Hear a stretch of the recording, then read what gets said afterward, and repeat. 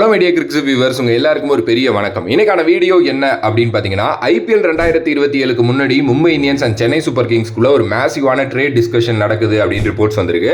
And this is not just a normal player exchange, because the names involve ஆயிருக்கிறது வந்து பாத்தீங்க அப்படின்னா Hardik Pandya, Shivam Dube, Dewald Brevis, Ayush Mhatre அப்படின்னு சொல்லிட்டு நிறைய நேம்ஸ். இது மட்டும் இல்லாமல் 10 கோடி கேஷ் அப்படிங்கிற மாதிரி கூட சொல்றாங்க. ஸோ ஆக்சுவலி என்ன நடக்குது வாங்க பிரேக் டவுன் பண்ணலாம். ஐபிஎல் 2027க்கு ப்ரிப்பரேஷன் வந்து ஸ்டார்ட் ஆயிடுச்சு. And right now the biggest trade stories obviously வந்து பாத்தீங்க அப்படின்னா ஹர்திக் பாண்டியா தான். 2026 சீசன்ல மும்பை இந்தியன்ஸ் வந்து பாத்தீங்க அப்படின்னா பெருசா எக்ஸ்பெக்ட் பண்ண பெர்ஃபார்மன்ஸ் கொடுக்கல. லாஸ்ட் ஒரு 2-3 இயர்ஸாவே வந்து கொடுக்கல. Okay, after the season Hardik பாண்டியாவோட ஃபியூச்சர் பத்தி வந்து பாத்தீங்க அப்படின்னா எம்ஐ வந்து ஒரு ஹியூஜான டாக்கிங் பாயிண்ட் எடுத்திருக்காங்க.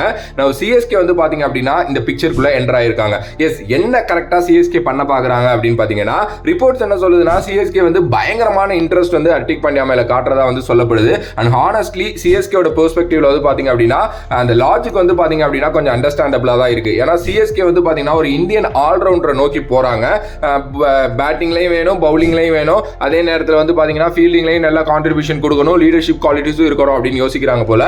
ஸோ ஹர்திக் வந்து ஆப்வியஸா எக்ஸாக்டான அந்த மாதிரி kind of player. More importantly Hardik வந்து பாத்தீங்க அப்படின்னா சிஎஸ்கேக்கு வந்துட்டா வந்து நிறைய நல்ல விஷயங்கள் வந்து இருக்கும். ஹர்திக் பாண்டியா, எம்எஸ் தோனி, அதுக்கப்புறம் வந்து பாத்தீங்க அப்படின்னா நம்மளோட ருத்ராஜ் கெய்க்வாட் அப்படின்னு சொல்லிட்டு ஒரு மாதிரி காம்பினேஷனே வந்து பாத்தீங்க அப்படின்னா ஒரு மேசிவ் ஹைப் கொடுக்கக்கூடும். ஒரு போஸ்டர் பாய் அப்படிங்கிற ஒரு இமேஜும் அவருக்கு எப்பவுமே வந்து இருக்கும். ஓகே, ஸோ சிஎஸ்கே வந்து பாத்தீங்க அப்படின்னா லைட்டா டீம் லெவல்லையும் ஸ்ட்ராங் ஆவாங்க, மார்க்கெட்டிங் லெவல்லையும் ஸ்ட்ராங் ஆவாங்க.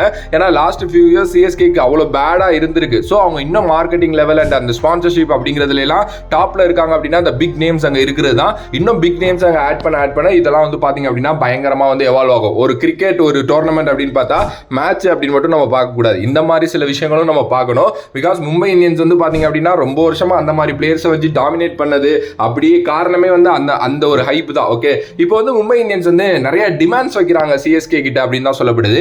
என்னதான் சிஎஸ்கேக்கு ஹர்திக் பாண்டியா வேணும் அப்படின்னாலும் சிஎஸ்கேனால அவ்வளோ ஈஸியாலாம் ஹர்திக் பாண்டியாவை கிராப் பண்ண முடியாது. இந்த ட்ரேட் ப்ரொபோசல் எப்படி இருக்குங்கிறத பத்தி பேசலாம். According to the latest reports வந்து பாத்தீங்க அப்படின்னா எம்ஐ வந்து சிவம் டூபே, ஆயுஷ் மாத்ரேவை நீங்க எங்கள்கிட்ட கொடுங்க, நாங்க வந்து பாத்தீங்க அப்படின்னா வந்து உங்களுக்கு வந்து ஹர்திக் பாண்டியாவை தரோம் அப்படின்னு சொல்றாங்க. பட் ஆனா ஆயுஷ் மாத்ரே வந்து பாத்தீங்க அப்படின்னா ஒரு சிஎஸ்கேவோட பிக்கஸ்ட் யங் அசெட் அப்படிங்கிறதுல மாற்றுக்கிறதே கிடையாது. ஸோ சிஎஸ்கே வந்து அதுக்கு ரெடியாவே இல்லை. ஏன்னா ஆயுஷ் மாத்ரே வச்சு மேபி பெரிய பிளான் பண்ணியிருக்காங்க அப்படின்னு நினைக்கிறேன். ஸோ அவங்க கொடுக்க முடியாதுன்னு சொன்னதுக்கு அப்புறம் தான் இந்த பேர் வந்து இன்னும் பயங்கரமா போயிருக்கு. நீங்க ஒரு சிவம் டூபே, டெவல்ட் பிரிவிஸ் இல்ல அதோட சேர்த்து ஒரு 10 கோடி கொடுங்க, நாங்க வந்து பாத்தீங்க அப்படின்னா ஹர்திக் பாண்டியாவை தரோம் அப்படின்னு வந்து சொல்லியிருக்காங்க. சிவம் டூபே, டெவல்ட் பிரிவிஸ் 10 கோடி அப்படிங்கிறது வந்து ஒரு ஹியூஜ் டீல். அதுக்கு சிஎஸ்கே ஒத்துப்பாங்களா அப்படின்னா எனக்கு தெரிஞ்சு வந்து கஷ்டம் தான். பட் அந்த பேச்சுவார்த்தை தான் இப்போ போயிட்டு இருக்கு. எதுக்கு ஆயுஷ் மாத்ரே வந்து நம்மளோட மும்பை இந்தியன்ஸ்க்கு தேவைங்கிறத பத்தி இதுல கொஞ்சம் லைட்டா பிரேக் டவுன் பண்ணலாம். எஸ், மும்பை இந்தியன்ஸ் வந்து பாத்தீங்க அப்படின்னா ஆயுஷ் மாத்ரே மேல பயங்கர இன்ட்ரெஸ்டா ரொம்ப வருஷமாவே இருக்காங்க. பிகாஸ் அந்த பையனை கூப்பிட்டு அப்போ வந்து அவங்க வந்து இதெல்லாம் பண்ணாங்க, லைக் அந்த எடுக்கிறதுக்கு முன்னாடி ஏதோ ஒன்று பண்ணுவாங்களே அதெல்லாம் பண்ணுவாங்க. பட் ஆனா முடியல. ரொம்ப சிம்பிளுங்க. எஸ், அவர் வந்து ரொம்ப யங்கான பிளேயரு, ரொம்ப நல்ல பொட்டன்ஷியல் இருக்கக்கூடிய ஒரு பிளேயரு. அண்ட் மும்பை மாதிரி ஒரு பிரான்சைஸுக்கு அவர் கரெக்டா சூட் ஆவாரு. அண்ட் அங்க இருக்கிற ரோஹித் சர்மா தான் இவரோட காடு. ஸோ அதெல்லாம் வந்து நம்ம எல்லாருக்குமே தெரியும். அவரே நிறைய வாட்டி சொல்லியிருக்காரு. ஒரு இந்தியன் பேட்டர் ஒரு லாங் டைமா வந்து பாத்தீங்க அப்படின்னா ஒரு ஸ்டார் அப்படிங்கிற ஒரு இதுல எவால்வ் ஆகக்கூடிய ஒரு பிளேயரா இருக்காரு.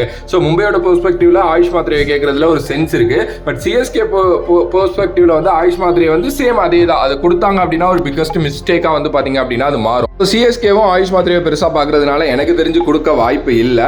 ஸோ என்ன பண்ண போறாங்க அப்படிங்கிறது வந்து தெரியல. பட் நம்ம வந்து இன்னொரு சில விஷயங்களை வந்து இதுல பார்க்கணும். உண்மையுமே சிஎஸ்கேக்கு வந்து லைக் ஹர்திக் பாண்டியா தேவையா அப்படின்னு யோசிக்கணும். எஸ், ஹர்திக் பாண்டியா மாதிரி ஒரு பிளேயர் நீங்க எங்க இருந்தாலும் வந்து பாத்தீங்கன்னா நல்ல பாசிபிள் வந்து அவருக்கு இருக்கு. Because he is 32. But long டேர்மா வந்து அவரால் வந்து விளையாட முடியுமா அப்படின்னா இன்னும் ஒரு கண்டிப்பா ஒரு 3-4 வருஷம் அவரால் வந்து நல்ல கிரிக்கெட் கொடுக்க முடியும். ஏன்னா அவர் ஃபிட்டாகவும் கூட இருக்காரு. ஓகே, பட் சிஎஸ்கே மாதிரி ஒரு டீமுக்கு ஆயுஷ் மாத்ரே, டெவல்ட் பிரிவிஸ்லாம் வந்து பாத்தீங்க அப்படின்னா இன்னும் ரொம்ப லாங் டேர்மா வந்து அவங்க வந்து கொண்டுட்டு போவாங்க.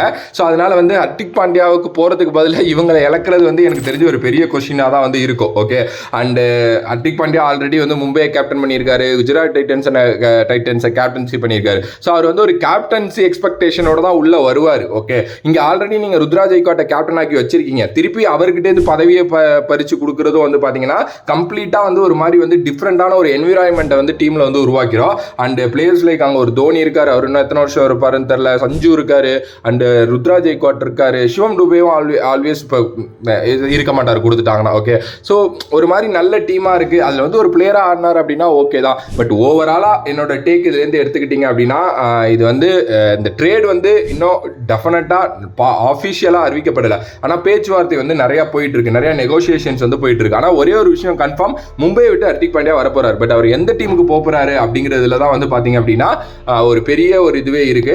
பார்க்கலாம் என்ன நடக்க போகுது அப்படின்ட்டு. IPL 2027 is going to become very very very interesting அப்படின்னு நினைக்கிறேன். பிகாஸ் நிறைய விஷயங்கள் நடக்க போகுதுங்கிற மாதிரி சொல்றாங்க. ஹர்திக் பாண்டியா வந்து வரப்போறாரு, சூரியகுமார் யாதவ ட்ரேட் பண்ண போறாங்க, அந்த மாதிரி நிறைய விஷயங்கள் போயிட்டு இருக்கு. ஸோ இந்த டெவல்டு ப்ரிவியூஸை கொடுக்குற வேலையெல்லாம் சிஎஸ்கே பார்த்தாங்க அப்படின்னா எனக்கு தெரிஞ்சு அதை விட ஒரு மட்டமான செயல் எதுவுமே இருக்காது. ஸோ நீங்க என்ன நினைக்கிறீங்க அதை பத்தி அப்படின்ட்டு மறக்காம கமெண்ட் பாக்ஸ்ல கமெண்ட் பண்ணுங்க.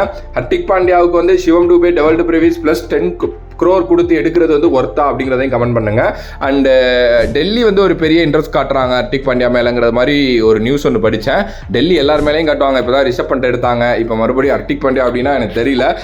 ஸோ அதை பற்றி உங்களுக்கு ஒரு வீடியோ வேணும்னாலும் கமெண்ட் பாக்ஸில் கமெண்ட் பண்ணுங்க. நான் அந்த வீடியோட வரேன். வேறொரு வீடியோவில் வேறொரு கான்செப்ட் வந்து உங்களை சந்திக்கிறேன். அடுத்த Vijay Mani love you all, stay safe மக்களே.